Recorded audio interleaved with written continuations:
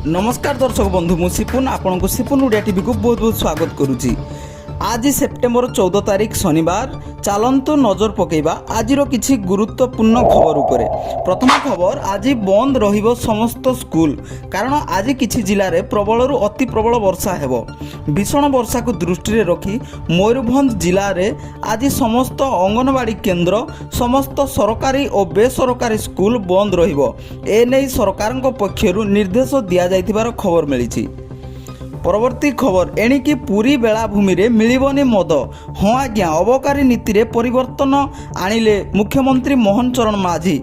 पुरी बेलाभूमि रे आउ मद दुकान खुलिबो नाही।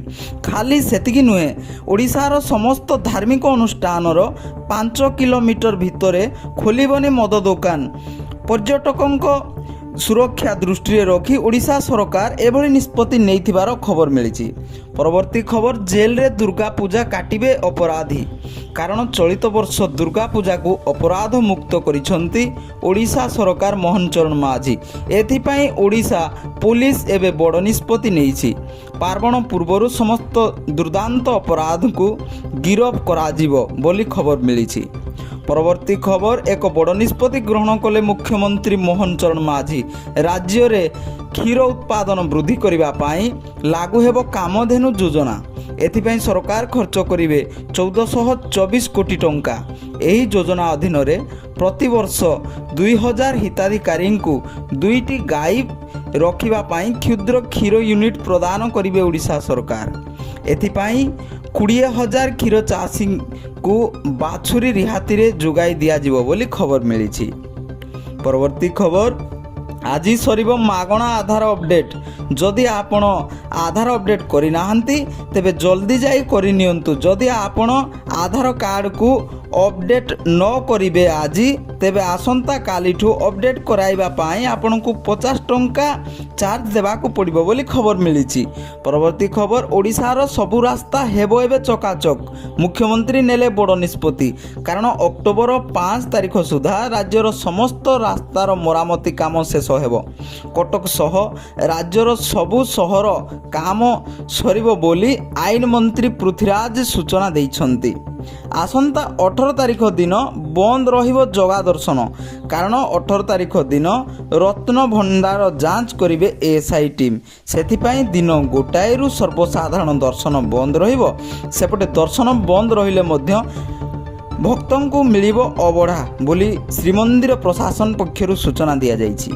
परवर्ती खबर लोकों को लागिबो बड़ झटका आहुरी महंगा हेबो खाद्य सामग्री कारण अगस्ट मासरे बढ़ी खुचुरा मुद्रार स्थिति एवं यह वृद्धि पाई 3.65% रे पहुंची। परवर्ती खबर ओडिशार बर्ड फ्लू स्थिति रे आसिला सुधार। खाई पारिबे एबे आपण चिकेन और अंडा। जो अंचल रे बर्ड फ्लू होइथिला सेपटे समस्त कुकुड़ा को मारी दिया जाइछि। तेणु एबे लोक माने चिकेन और अंडा खाई पारिबे बोली सरकार सूचना देथिबार खबर मिली। परवर्ती खबर आज ठारू आसंता 3 दिन पर्यंत ओडिशा रे प्रबल रु अति प्रबल वर्षा हेबो कारण दक्षिण पूर्व बांग्लादेश और संलग्न अंचल रे आउ गोटे लघुचाप सृष्टि होइछि।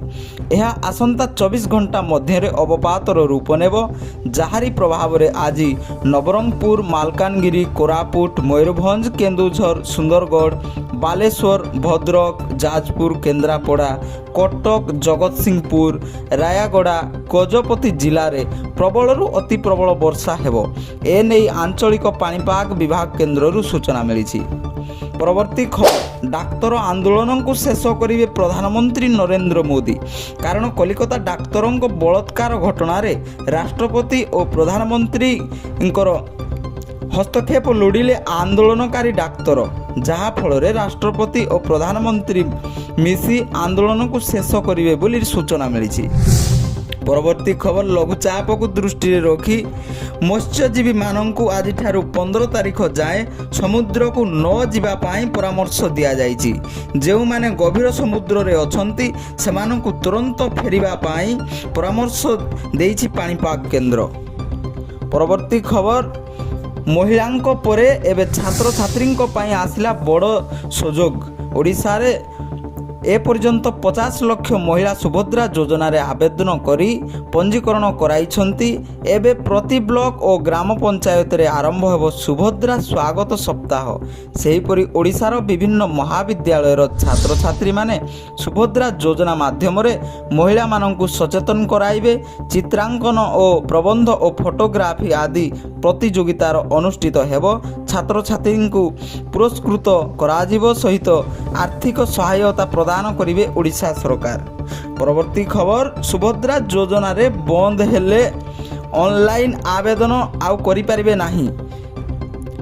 বড় ঝটকা আসিলা মহিলাମାନଙ୍କ ପାଇଁ। ଆପଣଙ୍କୁ କରିବାକୁ ପଡ଼ିବ EKYC, ନହେଲେ ଆପଣଙ୍କୁ ମିଳିବନି ସୁଭଦ୍ରା ଟଙ୍କା।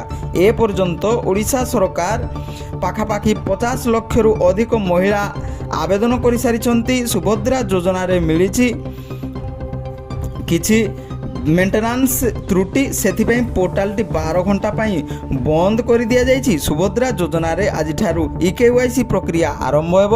ଯେଉଁମାନେ EKYC ନ କରିବେ ସେମାନଙ୍କୁ ମିଳିବନି ସୁଭଦ୍ରା ଯୋଜନାର ଟଙ୍କା।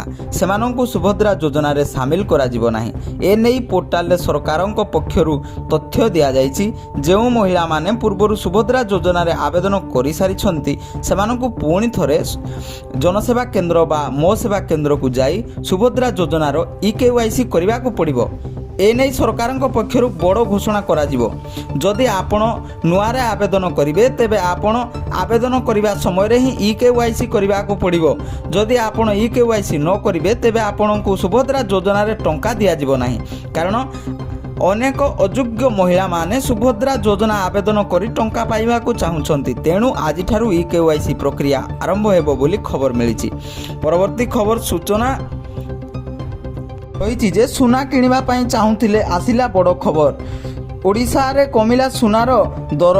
ଆଜି ଓଡ଼ିଶାରେ 22 କ୍ୟାରେଟ୍ ସୁନାର ମୂଲ୍ୟ 10 ଗ୍ରାମ ପ୍ରତି 67,020 ଟଙ୍କା ଥିବାବେଳେ 24 କ୍ୟାରେଟ୍ ସୁନାର ମୂଲ୍ୟ 10 ଗ୍ରାମ ପ୍ରତି 73,140 ଟଙ୍କା ରହିଥିବାର ସୂଚନା ମିଳିଛି। ପରବର୍ତ୍ତୀ ଖବର, ମୋବାଇଲ ୟୁଜର୍ସକୁ ଲାଗିଲା ବଡ଼ ଝଟକା। କାରଣ ପୁଣି ମହଙ୍ଗା ହେବ ରିଚାର୍ଜ ପ୍ଲାନ୍। টেলিকম কোম্পানিগুড়িক পুଣି মহঙ্গা করবে সেমানଙ୍କ recharge plan. Jio, Airtel, Vodafone ও আইডিয়া পাখাপাখি 15ରୁ 20% বৃদ্ধি করবে বলে খবর মিলিছি। পরবর্তী খবর, আজ আপন রেল বিভাগের চাকরি খোঁজুଛନ୍ତି তেবে আবেদন করে নিয়ন্তু। খুশি খবর, আজ 11,558 পদ পাই বিজ্ঞপ্তি প্রকাশ পাইছি। আজিঠারু আপন অনলাইন মাধ্যমে আবেদন করিপারিবে। প্রার্থীঙ্কর বয়স 18ରୁ 36 বর্ষ হইথিবা দরকার এবং প্রার্থী গ্রাজুয়েশন পাস করিথিবা দরকার। তেবে ইচ্ছুক প্রার্থী মানে আজিঠারু আবেদন করিপারিবে বলে খবর মিলিছি। ভিডিওটি শেষ পর্যন্ত দেখিথিবারু বহুত বহুত ধন্যবাদ। ভাল লাগিলে ভিডিওটি লাইক করন্তু, অন্যମାନଙ୍କ পাখে পৌঁছাইয়া পাই শেয়ার করন্তু। এইভଳି ইনফরমেশন পাইবা পাই চ্যানেলটিকে সবস্ক্রাইব করে নিয়ন্তু। জয় জগন্নাথ।